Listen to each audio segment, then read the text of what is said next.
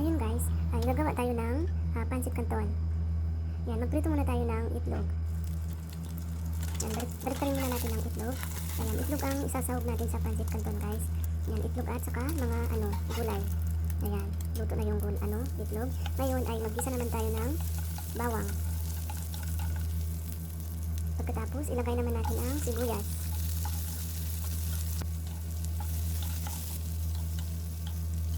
Tapos ilagay na natin ang sitaw.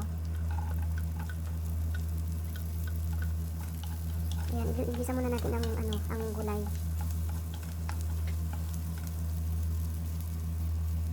Tapos lagyan muna natin ng toyo. Ayan, kunting toyo, tapos paminta. Ayan, lagyan natin ng ginisa mix. Ayan, halo-haloin lang natin. And tapos ilagay naman natin ang bell pepper. And tapos repolyo. Ayan, halo-haloin lang natin sila. Then tapos, ilagay naman natin ang pancit canton.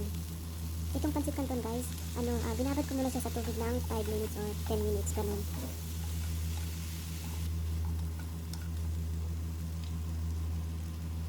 Ayan, lagyan natin siya ng kunting tubig kasi medyo matigas pa yung pancit.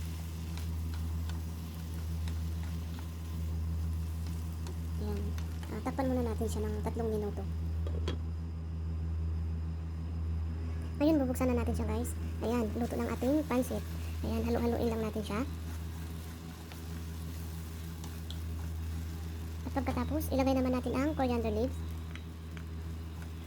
Tapos, yung prito na itlog kanina, ilagay na din natin at ihalo-halo na natin lahat. At ngayon, nailagay na natin lahat ang mga pangsahog niya guys. Ngayon, ay maglalagay naman tayo sa plato at kakain. Ayan, maraming salamat sa panunood.